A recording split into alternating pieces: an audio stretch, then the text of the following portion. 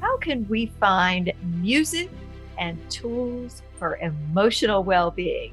That's the topic we're going to address today on Flourish-Meant. I'm your host, Tina Yeager. Today, I have a wonderful, beautiful guest today with a very important message about health and wellness and healing for our souls and our hearts. Her name is Angela De La Pena, and she is with Fellowship Creative. That's a group of creative artists and songwriters from Dallas, passionate about music, Jesus, and their local church, and they are here to help people. They're on mission. They just released a brand new album called The Help Project, and it's mission driven to help those that are in any difficult season that they're going through. Welcome, Angela. I am so thrilled to have you on Flourish-Meant today. Thank you so much, Tina. It's such a pleasure to be with you today. So tell us what part you play in Fellowship Creative and what got you started on this Help Project album. So I am one of the writers that's a part of Fellowship Creative, and really Fellowship Creative is made up of a group of artists who are first and foremost passionate about the local church, specifically our church located in Dallas, Texas, Fellowship Church. So a lot of us are worship leaders at our various campuses, so our main focus is always just building the local church. And so I am part of that team. So I lead worship here at Fellowship Church, as well as write music that we release with Fellowship Creative. I've been with the church for 8 years now, so I've been a part of Fellowship Creative for that long now. Time flies, but it's been really great to be a part. Just all of the stuff that we're able to do within the church, and really the music that we're able to release is just an extension of what's happening in our church and what we're excited to see God do through it. So you are on mission as collectively as Fellowship Creative to really help people who are suffering and struggling mentally and emotionally and in their lives with identity crisis, all kinds of things. What really gave you this specific mission to target those needs for the people in your audiences beyond the church? We see the people that come in and out of our church every day, and that's not all just members of our church. That's people who are searching for something more, people who are searching for help. And so we see those people and we see the needs that they have, and we just know, turn on your TV, scroll through social media, and you just see that the need is there, and you know that we're all struggling. We all need help. You need help. I need help. And we would be selfish if we didn't share the hope that we do have and the help that we do know is there, that is Jesus. So that was our main mission, our main inspiration behind this project, just being able to share the light that we have. So how does this help grow the local church when we offer tools for helping people with their emotional crises? I believe we're called to serve, and when you've been helped people help people. So part of growing in your relationship with Christ and growing in your relationship at your local church is not just focusing on yourself, but focusing on others as well, helping others through their journey and through their pain and through their process of healing. And when you're able to do that, you're able to grow yourself as well. Like I said earlier, if you have a solution, if you have a light, that should be shared and it shouldn't be hidden or just kept for yourself. I love that. And I love that you're actually asking people to talk about their pain and their crises openly in the hospital that is the Church of Jesus Christ, where we could come together and we could find hopefully that safe place where people could find healing. Can you talk about that a little bit? Absolutely. We see that a lot, obviously, in all ages and stages of life. Everybody will need help at one point or other, but we see it the most in our students, in the youth of today, and our teenagers. I mean, if you look at statistics, it's so different from when we were younger, from what I've gone through. It's very different now with technology and just what that does to a person's state of mind. And you see spikes in depression and anxiety and suicidal thoughts for these teenagers nowadays because they're dealing with so much.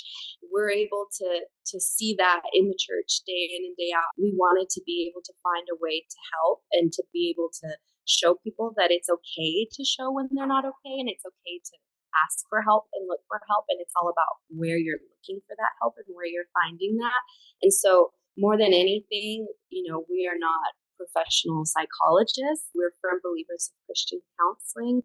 That's something that our pastors, Ed and Lisa Young, have been very encouraging about, and they're very open about their journey. So that's something we encourage here at the church. We encourage people to go to, their pastors, to their youth leaders, to whatever that may look like, but just encouraging people that they can be honest and open. And then obviously, first and foremost, with Jesus, they can come to him and come in prayer and come in humility, and he's not afraid of our pain. So it's okay to be open and transparent with him. So instead of having this plastic church where everybody looks perfect and all their smiles are on, you're inviting people to come with their snotty cries and their messes and bring all the real to Jesus and find that we really are all in need of some kind of healing at some point, and be honest about that so you can actually get healing.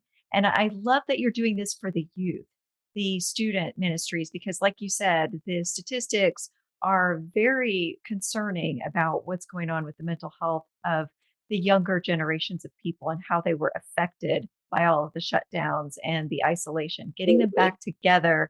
And music, is that something that you chose as the vehicle to draw people together into these safe spaces for a specific reason? What was it that prompted music to be the way that you reach out to these kids? Well, we're always writing about what we experience, just ourselves as a writer, first and foremost, but then obviously as a collective group, as Fellowship Creative, we are always trying to write about what's happening in our church. There's one particular song on the album called Phone Song, and it's about, disconnecting so that we can reconnect with Jesus. There was a young woman at our church who, I want to say her phone was broken, or she might have gotten it taken away, something like that. But she had to be without it for a week or so. And she was experiencing symptoms almost like that of a withdrawal, almost like it was a drug. And she started getting these serious anxiety and panic attacks. And that's kind of what sparked the inspiration for a phone song. Especially students, especially youth, they're always searching for new music, or whether they're listening to it through social media, it's in the back of a video that they're watching in the background, whatever that may be. But we know that it's a powerful tool that God has given us. And it's a great way that we know how to express ourselves. So that was just an obvious way for us to be able to share it. But we also have other resources out there available in regards to the Help Project. We have what's called the Help Project book, and that's just a workbook that can kind of work you through your pain. We also have resources if you're part of a local church, if you're a pastor or a youth pastor and you'd like to talk about this subject, we have resources there, messages and outlines and things like that to use. So we just want to help empower people to help others as well. Fantastic. So how can people get in touch with Fellowship Creative and access these resources? So you can find us at fellowshipcreative.com, or you can find us on any social media platform as Fellowship Creative. You can also go to thehelpproject.com, and that will take you to all of these resources. There's all kinds of things like I've already mentioned, and that there's also plenty of resources like hotlines and links to recommendations for counseling and all kinds of things like that. In the second half of our conversation with Angela De La Pena of Fellowship Creative, we're going to dive into some practical things that people can do to apply the tools and music that they're offering to really access the healing power of being in fellowship with Jesus. Angela, give us some examples of how the music from your Health Project can help people, and how the resources that you are providing, people can implement some of the steps and tools in those. Well, the songs in the Health Project are really more than anything a conversation starter. It's just kind of opening up this discussion that we all need help, and we're all seeking for something more than what it is that we can find here on earth with material things. Something that's great about this project that's a little bit different than the past projects that we've done is it's not necessarily a worship album, but it is more on the creative side of things. So you're able to share it with friends that might not necessarily be Christ followers. And we joke that it's kind of like a Trojan horse. Somebody that might not necessarily listen to worship music could listen to an album like this, and it has a positive message, and it points them to what we believe is a help that we need, and that's Jesus. So that's first and foremost, I think, one of the coolest, ways it can help other people and really just start the conversation that some of us at times can even look at others and maybe judge in a way and not think that you would need that as well. But it's just the conversation starter that we all need Jesus. So music as a conversation starter, also as a way for people to put words, I think, to the things that they're experiencing when they don't have their own words. Definitely. Yes. And music reaches us at a different level in our conscious, unconscious mindset where people might block out a nonfiction sermon, a nonfiction message. They'll listen to a song and they'll receive the message before they'll receive the sermon. So that's another thing that music can do and story that those nonfiction books might not be able to reach the same people, wouldn't you say? Right. Definitely so. So are you a songwriter and a prose writer, or tell us a little bit about you and what your role is with Fellowship Creative? Yes, so I'm part of the team that, I first and foremost lead worship each and every week here at Fellowship Church. That's our main focus, to grow the local church. And then I also write songs with Fellowship Creative. So that's a big part of my part in the team as well, and just really growing the team, growing the next generation. We try to include all kinds of people in the process and try to even include our youth. It's cool with this project, a lot of what you see even in the help project book are doodles that students came in and just drew and things like that. So we just try to implement that as much as we could. I want to talk a little bit about the healing power of creative work. I think that's great that you're including opportunities for the people that use the book to doodle and do things like that, and to be participating in creative work, singing along with the music. Creativity connects us with the creator and the recreator and his healing power, that life source that we have. I think we've lost some of that in the modern church, and I love the way that you're reconnecting us to the power of creative work. Yes, I love the way you phrased that. I mean, we are created in God's image, and He is the ultimate creator. So we are all creative beings, and I do believe that when we're creating, we are able to connect with God, because that's an attribute, a personality of His that He's instilled in us. So what greater way to, take part of how He created us to be than when we're creating, just like He did. How He created us, He created the earth and the heavens.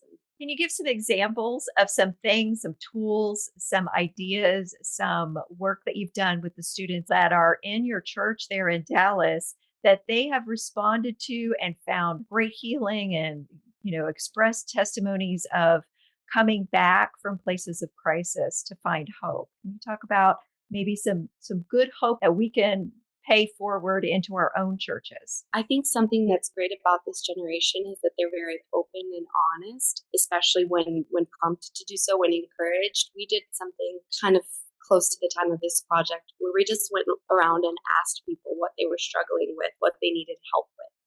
And they were very honest and very open. And we had some people do that. We also have people write things down. We host a camp every year called PK Vacay during the summer at one of our camp and retreat centers called the Lasso Ranch. And we host PKs from all around the country and even some from different countries. And they come and are able to reconnect with each other and are able to hear great words and encouraging messages. And one of the things we had their parents do as they were dropped off is, what is something that your child is dealing with that they need help with? And so they wrote some things down as well. And some of the things that were written down, I mean, our hearts really, really broke for them. And these kids, we're talking about pastors' kids. These are kids that grow up in the church. They're there each and every day, going to children's school, going to youth group, going to every event you can think of. They're hearing about Jesus every day, and they're still dealing with these things too.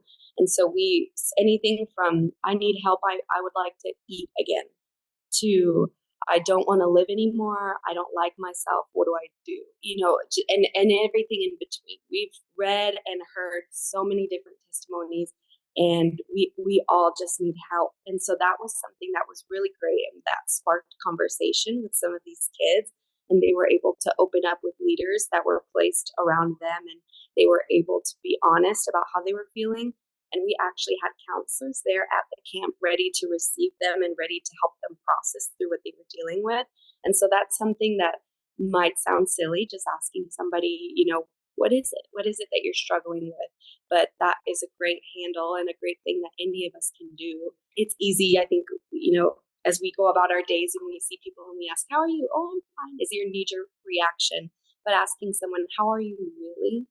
How are you really doing? And stopping and taking the time to really get on someone's level like that, I think is a very easy thing that we can all do if we make the time and intentionality for it. I think that's a great point. You're encouraging honesty and creating safe spaces where people can be vulnerable and open and honest, and really asking those deep, open ended questions that cannot end with fine or yes or no, but really that deep, how can I deeply pray for your needs right now? How can I hear your heart? If your heart could tell me something that it needs, what would that be? Give them a really new question besides how you doing, and Right. really get in there and get deep. And then also encouraging them to be open and honest and have those counselors on hand that you need at your local churches. If you invite counselors to events where you've created the safe spaces for people to discuss, that can really be a very helpful tool. And do you have other techniques that you're providing for younger generations of people and for the whole church to participate in with the book? And you're encouraging youth ministry leaders and student leaders and college career age, I guess is what they say, that age group is after high school, but early in adulthood, that age group. What are some things that you're recommending that people do besides the open safe spaces and bringing in counseling? Coming to church is a great one.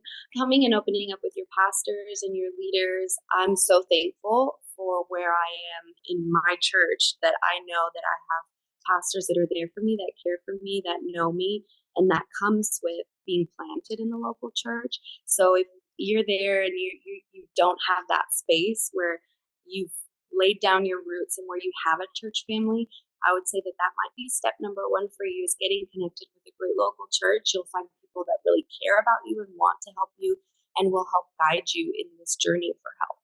And when you go to the local church, you're saying get planted. So I think that's a key thing. I want to highlight that really quick, because people who are struggling emotionally might go and sit in the pew and leave. And they're not Mm-hmm. really going to get the same kind of experience as if they root themselves, plant themselves, and say, I'm interested in learning. I know it's hard when you're struggling emotionally to reach out, but how can I engage here and meet people?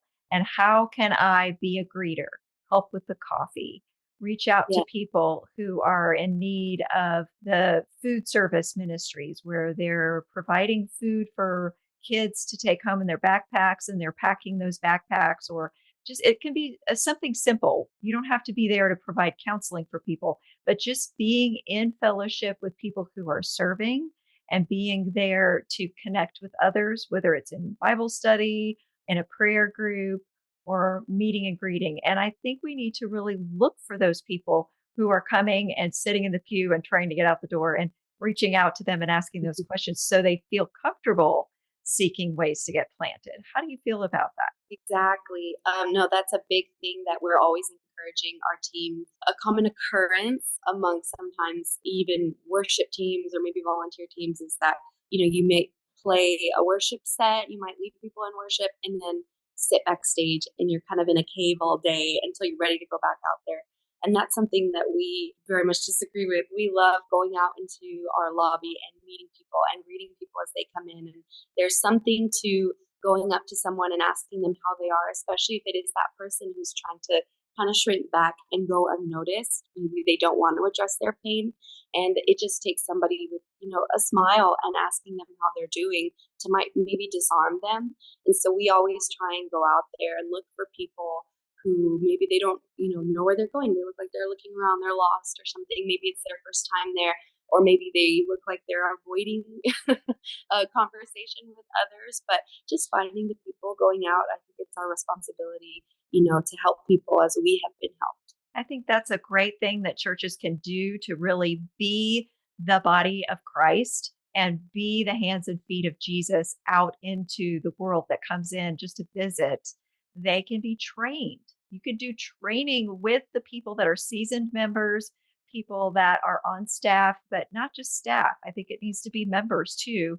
How to be Yes. friendly, how to be welcoming, how to find the people who look like they need a hug, to just Mhm. walk up to them and not necessarily reach out and grab them or anything. It was super intimidating, but share love in the way that you smile at them, that you are seen, you are loved, and you matter. Make sure you Mhm. communicate that to each person that comes through the door. I think that's something we're missing, and that social issue, that piece that was disrupted and development for a lot of people in the younger generation over that years of shutdown, they're going to Right. especially need some nurturing and cultivating of that. So, how could people get in touch with your music, which is also a great conversation starter for people that are coming in and out of our lives, and the other tools and resources that you have online available to help train ministers, youth ministers, and people who are laypersons